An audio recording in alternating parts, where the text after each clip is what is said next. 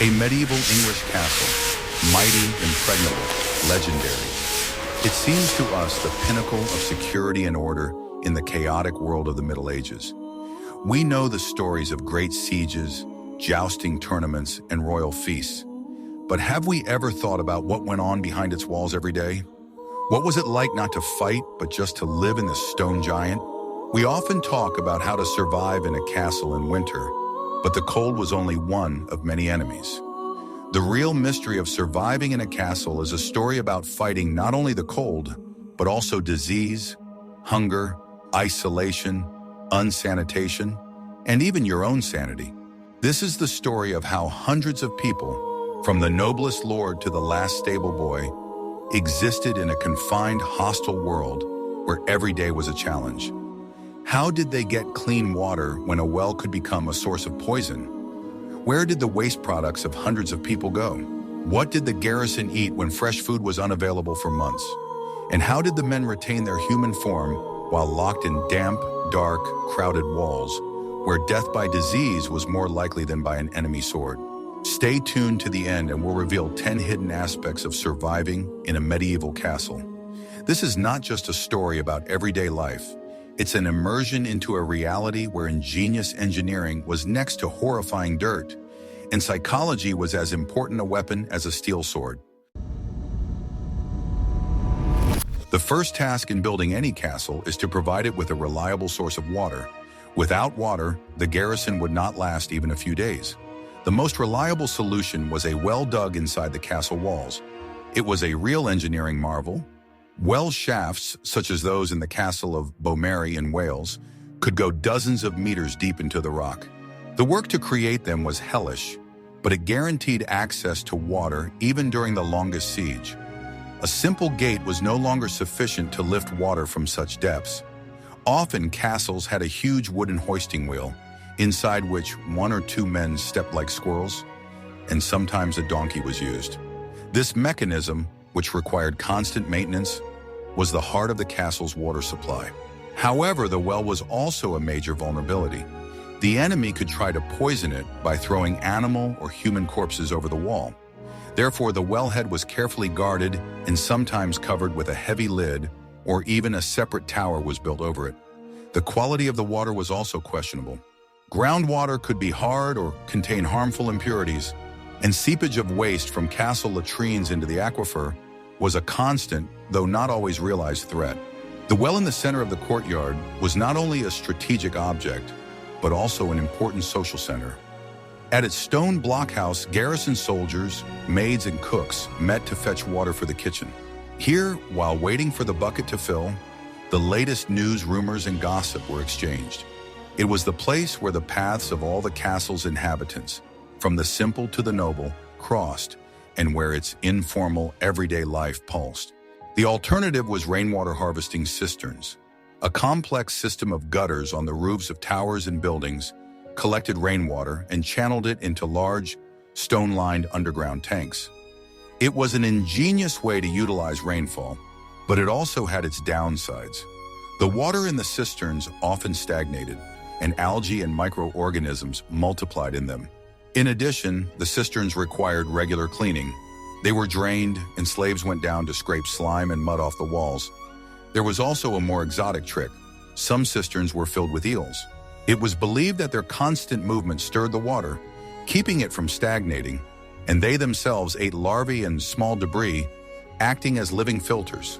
The water from the cistern still had to be sedimented or filtered through sand and gravel before consumption. The choice between a well and a cistern, and often a combination of the two, was a strategic decision. In any case, water was a precious resource that was strictly rationed, especially during sieges. The riddle of survival began with a simple sip of water, which could both save a life and take it away. But if the incoming water was so complicated, what to say about what had to leave the castle? The sanitary issue in the overcrowded castle was incredibly acute. The central part of the castle's sewer was the garderobe, closet. It was not a closet, but a medieval toilet, which was a small niche or stall protruding from the main wall of the castle. The seat, stone or wooden, had a hole that led into a vertical shaft. All sewage went down into the castle moat, the river, or simply into a cesspool at the foot of the wall. For lords and ladies, however, there was a more comfortable alternative, a portable, close stool with a nightpot inside, which the servants emptied into the same closet. But the mystery of hygiene was not limited to design. So what was used instead of toilet paper? The answer is simple and far from comfortable.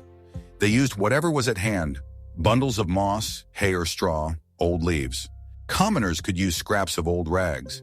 This practice was certainly not conducive to cleanliness and often led to irritations and infections. Personal hygiene, as we understand it, was out of the question. The process was purely utilitarian and quick. One can imagine the odor around the castle, especially on the leeward side. The closet shafts were a breeding ground for flies and disease. They were also cold and blown in by all winds, as the shaft also served as a ventilation system. Visiting such a toilet in the winter cold was a real ordeal. There were also risks. There were known cases of enemy spies entering the castle from below, through the closet shafts. Cleaning the cesspools under the walls was one of the dirtiest and most dangerous jobs. Special people, gong farmers, worked at night so they could not be seen or smell them. Their labor was indispensable but despised. The gong farmers' work was not only disgusting, but also deadly. In the confined space of the cesspool, poisonous gases such as methane and hydrogen sulfide accumulated, and a worker could easily suffocate. Because of this, they were paid surprisingly well, but they worked at their own risk. The sewage they collected, called night soil, was a valuable commodity, sold to nearby farmers as an excellent fertilizer for their fields. However, the closet also had an unexpected function, ingenious in its simplicity. The caustic ammonia fumes rising up the shaft were an excellent remedy against moths and other insects. For this reason, expensive wool and fur garments were often stored in small rooms adjacent to the closet. This is where the modern meaning of the word closet comes from. Thus, the disgusting odor became a protection for valuables. But even ammonia vapors could not save the castle from another, more mobile and dangerous enemy. The main and most numerous inhabitants of any medieval castle were not people, but rats, mice, fleas, lice, and bedbugs. These invisible enemies carried a threat sometimes more terrifying than an enemy army. They destroyed supplies, carried deadly diseases, and made life in the castle unbearable. Rats were a real scourge. They penetrated everywhere, but their main target was the barns and pantries. They devoured and spoiled grain, flour, cheese, precious supplies on which the survival of the castle depended, especially during a siege. The fight against them was constant. Traps were set, cats were kept, but it was impossible to get rid of them completely. Sometimes specially trained dogs were used to fight them, most often terriers, whose name comes from the Latin word terra, earth. These vicious, skittish dogs were launched into barns, where they organized a real hunt. But even their efforts were not enough to cope with the ever-growing rodent population. Fleas and lice were constant companions of man. They lived in straw mattresses, in the folds of clothes, and hair. Their bites caused unbearable itching and skin infections. To this list of tormentors should be added bedbugs, which nested in wooden beds and wall joints. Night attacks of these parasites deprived them of sleep, leaving painful, itchy paths of bites on the body. In an attempt to ward off the vermin, strong-smelling herbs such as wormwood, sawdust, and mint were often mixed into the straw of the mattresses. This was a desperate attempt to create a barrier of sense, but it was rarely completely successful. But worst of all, parasites carried deadly diseases. Fleas parasitizing rats carried plague, the Black Death, and lice carried typhus, often called camp fever. Of course, there were social inequalities in this matter as well. The lord and his family, who slept in four-poster beds and had the opportunity to change their linen and air their rooms, more often suffered less from vermin. They had more servants to keep them clean. But in the crowded, dark, and damp servants' and soldiers' quarters, where people slept in huddles on old straw, lice and fleas were the real masters. However, even the most noble baron was not completely immune to the bite of a flea that had jumped from his favorite dog. In conditions of overcrowding and unsanitary conditions, any infection spread with lightning speed. An epidemic in the castle was worse than an assault. People were dying by the hundreds, and it was almost impossible to do anything because no one had any idea about germs and ways of transmission of infections. Diseases were attributed to bad air, miasmas, the wrath of God, or witchcraft. Survival in this hostile microbiological environment was a matter of luck and strong immunity. There were some rudimentary hygiene measures, of course, the use of herbs with antiseptic properties, ventilation, but they were ineffective. The mystery of survival was also how the human body adapted to this constant attack of invisible enemies. But even if disease could be avoided, something had to be eaten, and the diet of most of the castle's inhabitants was another severe test.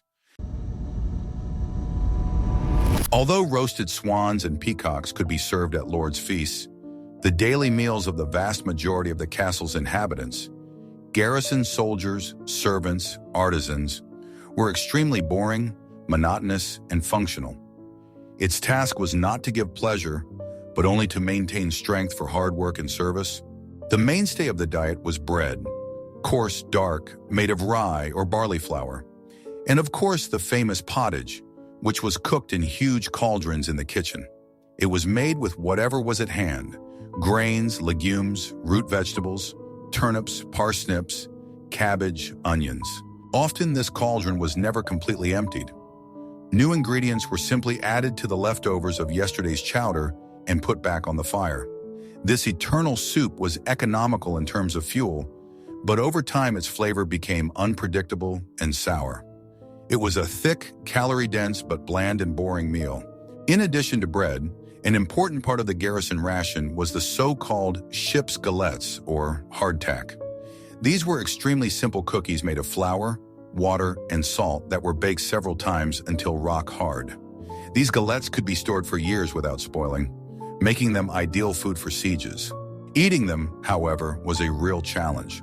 Soldiers had to soak them in ale or chowder to avoid breaking their teeth. Weevils often got into the galettes, which gave rise to grim jokes about extra meat. Meat in the daily diet was represented mainly by corned beef or dried fish, especially cod, stockfish. Salt was the main preservative. Meat and fish were salted in huge barrels, and in this form they could be stored for months. However, such food was very tough, oversalted, and required a long soaking before cooking. It had a corresponding flavor.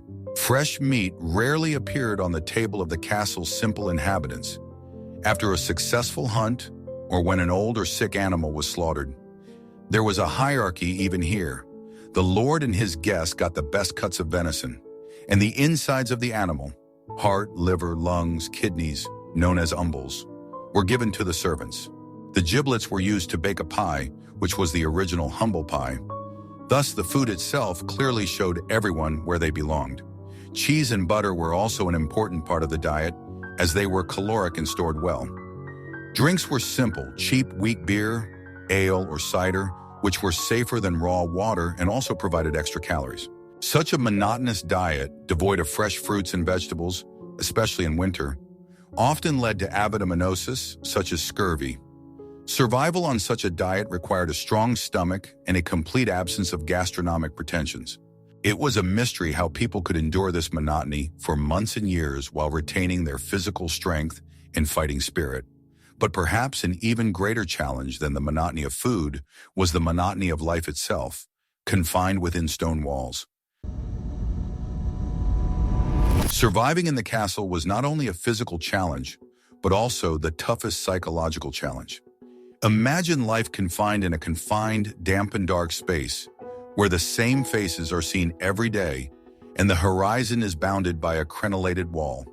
It was especially hard during a long winter or a siege, when the castle was completely cut off from the outside world.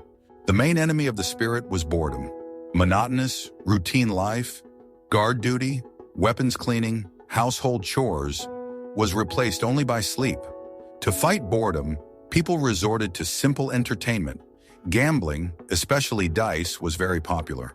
Soldiers could lose their meager wages, which often led to quarrels and fights.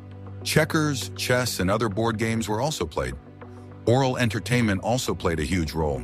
In the long evenings, there was always someone by the fire who could tell an old legend, a ghost story, or retell a chivalric novel. Singing together was another escape from despondency. The soldiers sang rough marching songs and the women sang long ballads about love and separation. These simple melodies and stories stitched disparate people together. The other enemy was fear. Fear of a sudden enemy attack, fear of an epidemic, fear of a lord's wrath.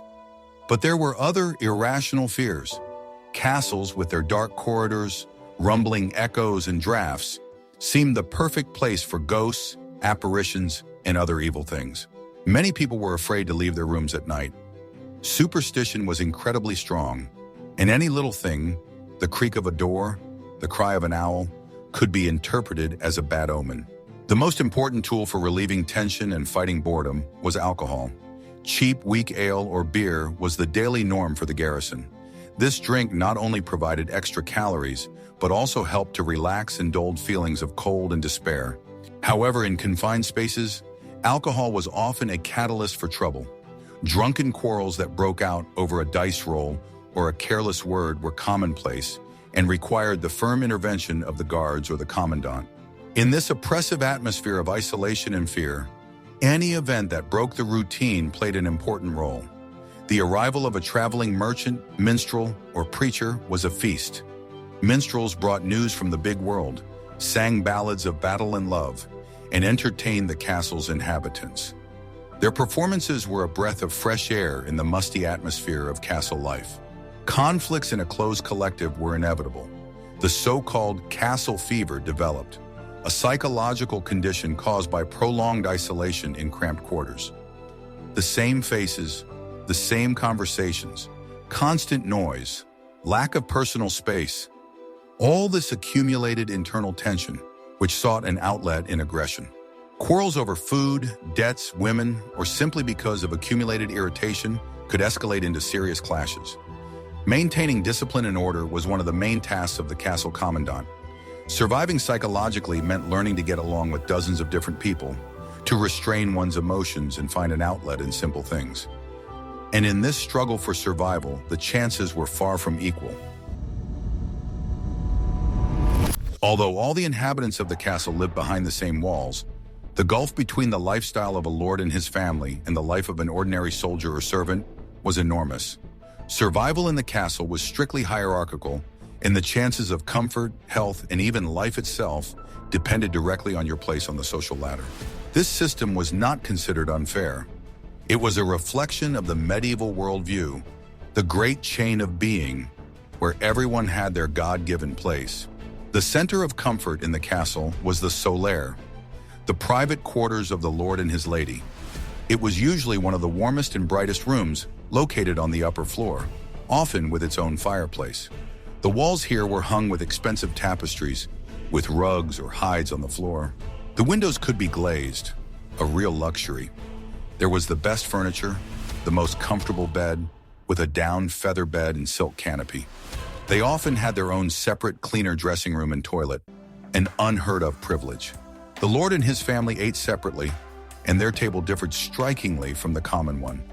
They were served fresh meat, game, expensive fish, white bread, the best wines brought from France, exotic fruits and sweets. They had personal servants, a personal physician, a personal priest. Their clothes were made of expensive fabrics and lined with valuable furs. Even the air here was different. Instead of the smell of smoke and sweat, it was filled with the scent of wax candles and dried herbs scattered on the floor for freshness. Now let us go downstairs to the garrison barracks or servants' quarters. The place was crowded, cold, and dark. The soldiers slept huddled together on straw bunks, on wooden bunks. Personal space was out of the question here. The air was heavy with snoring, coughing, the smell of unwashed bodies and wet wool. Their only source of heat could be one roaster for the whole room. Their food was still the same salted fish and chowder. Their clothes were rough and darned. This difference manifested itself in everything. If a lord washed in a wooden tub of hot water brought by servants, a soldier could only count on a bucket of cold water from the well.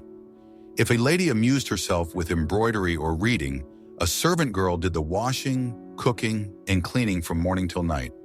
In case of illness, a lord was treated by an experienced physician, while a commoner was at best treated by a local witch doctor or a monastic brother. The survival of the lower ranks depended directly on the crumbs from the bar's table. The leftovers from a lord's feast were considered a privilege and distributed among the senior servants. Worn clothes of the owners were not thrown away, but passed on to the servants where they were patched and restitched. Even the right to collect the burns of expensive wax candles was valuable. This system created total dependency, where the servant's welfare was only a reflection of his master's generosity or wastefulness. Thus the castle was a world of contrasts. Luxury and poverty, comfort and deprivation, refinement and rudeness coexisted behind the same walls. The mystery of survival for the Lord was how to preserve his status and keep away from conspiracies, and for the servant, how not to die of cold, hunger, and disease. They were two different worlds, separated by an invisible but insurmountable wall of social inequality. But sometimes even a lord had the need to use secret paths to save his life. The castle was not just a house, but a war machine, and its design often contained secrets that only a few knew about. They were secret passages, hidden doors, and secret escape routes. Their existence was the last chance of survival in case the main defenses fell. Uncovering these secrets was a real mystery for the enemy and a hope for the besieged. Almost every major castle had a so-called postern gate or secret passage. It was a small, well-disguised door in the wall, usually located in a secluded place. Through it, it was possible to make surprise raids against the besiegers, send messengers for help, or, in the last resort, to leave the castle unnoticed when its fall became inevitable. Sometimes castles had entire systems of underground tunnels. They could lead from the main tower to a secret exit far beyond the walls, to a water source, or even connect different parts of the castle. The construction of such tunnels was incredibly complex and expensive, and their plans were kept top secret. The famous tunnels under Nottingham Castle, for example, allowed the defenders to get supplies and make sorties. Inside the castle itself, there may also have been secrets. Secret staircases in the thickness of the walls, hidden rooms, and sliding panels were all part of a defensive strategy. They allowed the lord and his family to take cover in case the enemy broke through, or to move around the castle unnoticed. Knowing these passages was the key to power and survival. These secrets were not only a military stratagem, but also part of castle folklore. Legends of ghosts roaming the corridors could often be linked to the existence of secret passages from which strange sounds were heard. Mysterious disappearances of people could also be explained by these secret passages. For the inhabitants of the castle, the knowledge of the existence of such passages was both a hope and a threat. It was both a hope for salvation and a threat of betrayal, for whoever knew the secret could lead the enemy inside. That's why only the most trusted people had access to these secrets. But the castle's survival depended on more than just male warriors and secrets. A huge, often underestimated role was played by women. Although the history of castles is most often told through the prism of men's deeds, battles, sieges, tournaments, the day-to-day survival of the castle as a complex organism would not have been possible without women. From the lady of the castle to the last laundress, women performed a myriad of vital functions while remaining invisible but indispensable guardians of life. At the head of this system was the mistress of the castle, the lady. In the absence of her husband, who might be away on a military campaign or at the king's court, she took over the entire management of the castle. She was responsible for organizing the defense, negotiating, managing finances, and administering the court. History knows many examples of brave ladies who successfully led the defense of their castles from the enemy. But the main area of women's responsibility was the household, on which the survival of all the inhabitants directly depended. It was women who managed the huge food supply. They kept records of grain, watched over the condition of corned beef, cheese, and wine. They managed the kitchen, the bakery, the brewery, ensuring that hundreds of people were fed every day. Women were the chief physicians and apothecaries of the castle. They knew about medicinal herbs grown in the castle garden, could prepare ointments and decoctions, and dress wounds. In the absence of professional medics, it was women who took care of the sick and wounded, fought epidemics, and delivered babies. Their knowledge, passed on from generation to generation, saved more than one life. In addition, women were engaged in the production of clothing and fabrics. They spun wool and flax, wove cloth, sewed clothes for the whole family and servants, and embroidered tapestries that not only decorated but also insulated the cold stone walls. Providing the castle with textiles was entirely on their shoulders. They were also responsible for raising children, not only their own, but also those of vassals, who were often brought up in the Lord's court. Much of the mystery of castle survival lies in this imperceptible, daily female labor. While the men fought, the women provided the rear, keeping the complex machinery of castle life in working order. Without their managerial, economic, and medical skills, any castle would quickly turn into chaos. But in order to have something to defend and manage, the castle needed constant renewal of its main argument: weapons. The castle's survival in wartime depended directly on the state of its arsenal and the smooth operation of the forge. These were two strategically important facilities, the real heart of defense, where day and night the work of creating and repairing everything that could kill or defend was going on. Without this heart, the castle would be nothing but a defenseless pile of stones. The arsenal, or armory, contained everything necessary for warfare. There were hundreds of spears, bows, crossbows, thousands of arrows and crossbow bolts with different tips, swords, daggers, axes, halberds. Armor was also stored here: helmets, ringlets, lats, as well as shields. A special person, an armorer or commandant, was in charge of the arsenal. But weapons and armor constantly required maintenance and repair. Arrowheads dulled, bowstrings broke, swords broke, and armor was damaged in battle. This is where the forge came to the fore. The castle blacksmith was one of the key figures. He not only shoed horses, but also repaired weapons, forged new lugs, fixed bent helmets, and replaced links in chainmail. The work in the forge never stopped. The rattle of the hammer and the hiss of hot metal were the constant soundtrack of castle life. The forge was one of the warmest and busiest places, but also one of the most dangerous because of the open flames. It was not just a workshop, but the center of the castle's military technology. In addition to the blacksmith, other craftsmen worked in the castle. Archers and crossbowmen were often engaged in making arrows and bolts themselves. They milled the shafts and glued the plumage. Leather workers mended belts for armor, scabbards, harnesses. Carpenters made new shields, spear handles, and repaired siege equipment. A well-equipped arsenal and skilled craftsmen were the key to a long and successful defense. The mystery of the resilience of many castles lies not only in the thickness of their walls, but also in the ability of their garrison to provide and repair their own weapons. It was a whole military industry in miniature, hidden behind castle walls. But even the best weapons were powerless if the defenders had no faith. And to maintain that faith, there was a special place in the castle. In the cruel and unpredictable world of the Middle Ages, where human life constantly hung in the balance, belief in God was not just a part of culture, but a powerful tool for survival. And in every castle, there was a place that served as the center of the spiritual life, a chapel or chapel. It was not just a place for prayer, but a psychological refuge, a source of hope and the moral core of the entire castle community. Life in the castle was full of fears: fear of enemy attack, hunger, disease, death.